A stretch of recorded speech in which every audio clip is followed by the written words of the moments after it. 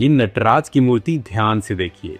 एक मूर्ति जो आपने म्यूजियम्स में, मंदिरों में, किताबों में न जाने कितनी बार पहले देखी होगी। शिवा एक पाँव उठा के डांस कर रहे हैं, पर क्या आपने कभी उस दूसरे पाँव के नीचे ध्यान से देखा है? वो किस पे खड़े हैं? एक पौने के ऊपर जो दबा हुआ है, उसका नाम अपस्मरा। ये कोई आम राक्षस नहीं है, क्योंकि शिव इसे मार नहीं सकते। अगर वो चाहे तो मार सकते हैं, पर मारेंगे नहीं, क्योंकि अगर अपस्मरा मर गया तो ये डांस हमेशा के लिए खत्म हो जाएगा। और बस ये डांस नहीं, आप, मैं और ये दुनिया भी खत्म हो जाएगी। आज के इस वीडियो में हम सबके बारे में गहराई से देखेंगे। तो चलिए शुरू करते हैं।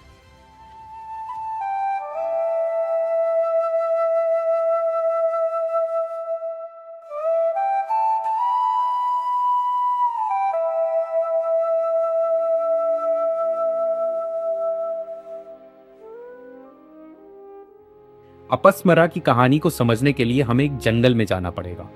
दरुका वन, ऋषियों का जंगल। ये कोई आम ऋषि नहीं थे। ये लोग दशकों से तपस्या कर रहे थे, वेदों के ज्ञाता थे, रिचुअल्स के मास्टर। लेकिन एक प्रॉब्लम थी। इन्हें ये लगने लगा था कि ये रिचुअल्स करते हैं इसलिए सूरज उगता है, ये यज्ञ करते हैं इसलिए बारिश होती है, ये पूजा करते हैं इसलिए दुनिया चलती है। ज्ञान था, शक्ति थी, लेकिन विनम्रता खो गई थी। बस ईगो और अहंकार था। वो भूल गए थे कि वो सिर्फ इंसान है, और यही उनकी सबसे बड़ी गलती थी। और तब एक आदमी जंगल में प्रवेश करता है। नंगे पांव, बदन पर राख, उलझी हुई चटाएं, हाथ में एक खप्पर। कोई पहचान नहीं सकता था कि ये कौन है। ये था भिक्षातन, एक सन्यासी, एक भिखारी, या ऐसा दिखने वाला। लेकिन ऋषियों की पत्नियां उस आदमी की तरफ खिंची चली गई। कुछ था उसमें जो नॉर्मल नहीं था, एक ऐसी प्रेजेंस जो एक्सप्लेन नहीं कर सकते। सारे ऋषि गुस्से से भर गए। कौन है ये? हमारी पत्नियों को क्यों घूर रहा है?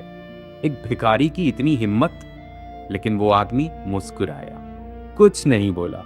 और ऋषियों ने ठान लिया, इस भिखारी को सबक सिखाएंगे अपनी पूरी साधना शक्ति से।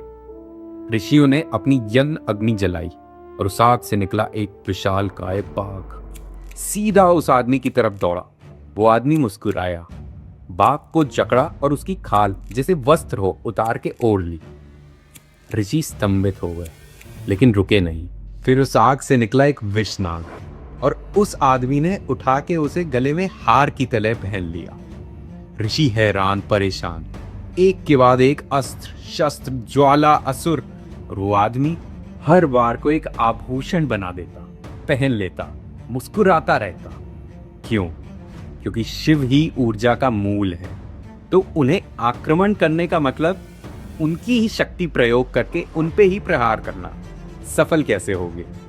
ऋषि निराश हो गए, व्याकुल हो गए। अब एक ही विकल्प बचा था, अपनी संपूर्ण शक्ति, पूरे अहंकार, सब कुछ एक आग में समर्पित कर दिया। और उस आग से प्रकट हुआ एक पौना, छोटा वक्र। उसका नाम था अपस्मरा। अप मतलब लॉस, खो जाना, और स्मारा मतलब मेमोरी, कॉन्शियसनेस, अवेयरनेस। तो अपस्मारा का मतलब वो जो भूल जाता है, जो अवेयरनेस खो देता है, जो इग्नोरेंस में डूब जाता है। और यहाँ एक ट्विस्ट है जो बहुत गहरा है। इन ऋषियों ने जो दशकों तक तपस्या की थी, जो खुद को सबसे ज्ञानी समझते थे, उन्होंने अपने इग्नोरेंस को एक फॉर्म दे दिया। उन्होंने अपस्मरा बनाया, क्योंकि वो खुद अपस्मरा बन चुके थे। ये भूल गए थे कि भगवान को कंट्रोल नहीं किया जाता, और ज्ञान सिर्फ रिचुअल से नहीं आता। ये भूल गए थे कि वो सिर्फ एक इंसान है, और वो इग्नोरेंस, वो फॉरगेटफुलनेस साकार हो गई एक बौने के रूप में। अपस्मरा सीधा शिव की तरफ बढ़ता है, पूरी ताकत से, पूरी इग्नोरेंस से। और शिव ने क्या किया? मारा नहीं, बस अपना एक पांव उठा के अपस्मरा की पीठ पर रख दिया, दबा दिया, उसे रोक दिया। और फिर शिव नाचने लगे। ये कोई आम डांस नहीं था, ये था आनंद तांडव, द डांस ऑफ ब्लिस। और इस डांस में पूरी क्रिएशन थी, पूरी डिस्ट्रक्शन थी, पूरा यूनिवर्स था। अब इस मूर्ति को, नटराज को ध्यान से देखिए, क्योंकि हर एलिमेंट सिंबॉलिक है इसमें। दाएं हाथ में डमरू, थक थक थक। ये साउंड क्रिएशन का साउंड है।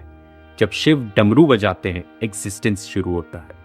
दूसरे हाथ में आग, डिस्ट्रक्शन, जो बना वो मिटेगा भी। तीसरे हाथ में अभय मुद्रा, जो बता रही है कि डरो मत, मैं हूं, प्रोटेक्शन बता रही है। चौथा हाथ ये पॉइंट करता है नीचे, उस उठे हुए पांव की तरफ। इसका मतलब इधर देखो, यहां शरण है। और वो उठा हुआ पांव, लिबरेशन, मोक्ष, जो उस पांव की तरफ देखता है वो मुक्त हो जाता है। और चारों तरफ आग का एक घेरा, रिंग ऑफ फायर। ये पूरा यूनिवर्स है, ये पूरी क्रिएशन है। शिव के डांस से शुरू और उन्हीं के डांस से खत्म। और शिव का चेहरा शांत, पीसफुल। इतनी इंटेंस एक्टिविटी, इतनी कॉस्मिक पावर, लेकिन चेहरा एकदम काम। ये बताता है सच्ची जागरूकता में शांति है। और इस सब के बीच में नीचे दबे पांव तले अपस्मरा, अभी भी वहां, अभी भी दबा हुआ, जिंदा लेकिन कंट्रोल में। और यहां आता है सबसे बड़ा सवाल, शिव ने उसे मारा क्यों नहीं? ये सिर्फ एक कहानी का मोमेंट नहीं है, ये पूरी शैव फिलॉसफी का कोर है। सोचिए, शिवा जो महाकाल हैं, जो समय के भी काल हैं, जो पूरी क्रिएशन और डिस्ट्रक्शन के मास्टर हैं, वो एक छोटे से बौने को मार नहीं सकते। नहीं, ऐसा नहीं है कि मार नहीं सकते। शिव ने उसे इसलिए नहीं मारा क्योंकि इग्नोरेंस को कंप्लीटली डिस्ट्रॉय करना एग्जिस्टेंस के लिए जरूरी नहीं है। एक्चुअली इग्नोरेंस का होना जरूरी है। क्यों? सोचिए, अगर डार्कनेस ना हो तो लाइट का क्या मतलब? अगर रात ना हो तो दिन की क्या वैल्यू? ऑपोजिट्स एक दूसरे को डिफाइन करते हैं। इग्नोरेंस एग्जिस्ट करती है ताकि नॉलेज एग्जिस्ट कर सके। डार्कनेस एग्जिस्ट करती है ताकि लाइट का एक्सपीरियंस हो सके। जब तक मटेरियल वर्ल्ड है तब तक माया है, जब तक माया है तब तक इग्नोरेंस पॉसिबल। तो अपस्मरा को मारना मतलब पूरी क्रिएशन को एंड करना। और शिव एज नटराज, वो क्रिएशन और डिस्ट्रक्शन दोनों के देव हैं। उनका काम है डांस कंटिन्यू रखना, बैलेंस मेंटेन करना। तो अपस्मरा को बस कंट्रोल करना है, अवेयर रहना है, डांस कंटिन्यू रखना है। ये है नटराज का असली मैसेज। तो आपकी लाइफ में इसका क्या मतलब है? सिंपल। कभी डिसाइड किया आपने सुबह जल्दी उठूंगा, पहले दिन किया, दूसरे दिन किया, तीसरे दिन अलार्म इग्नोर कर दिया, वो अपस्मरा है। फोन कम यूज करने का प्लान किया, भूल गए। पेशेंस रखना था, फिर से गुस्सा आ गया। मेडिटेशन स्टार्ट किया, एक हफ्ते में छूट गई। ये सब अपस्मरा है। नटराज ये सिखा रहा है, एक बार कंट्रोल करना सब कुछ नहीं होता, डेली प्रैक्टिस चाहिए। शिव रुके नहीं, डांस कंटिन्यू है। वैसे ही अवेयरनेस भी डेली चाहिए।